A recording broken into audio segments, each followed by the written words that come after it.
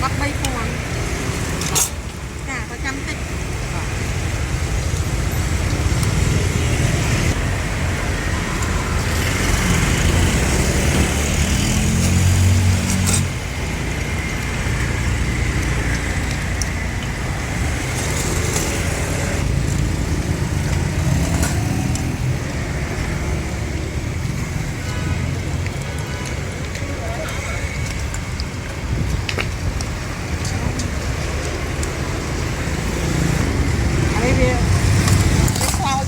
ngập tadi banyak bagian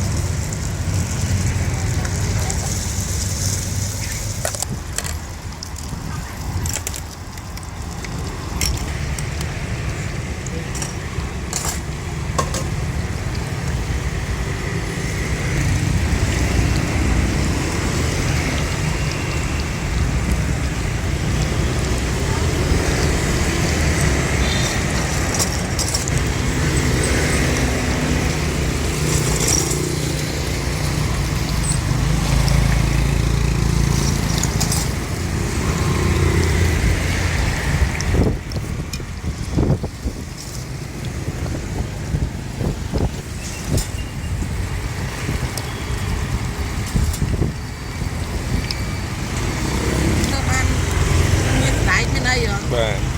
Tài rồi ta lứa nó to đấy nè tôi coi mà coi sang tôi nè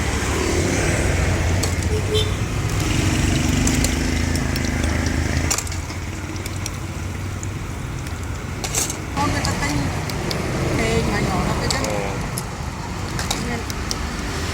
nó bọt nó mướt ai mà nữa con cái nó kèm con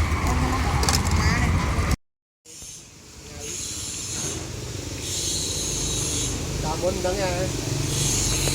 lấy mình đắng ra cho nó muốn mình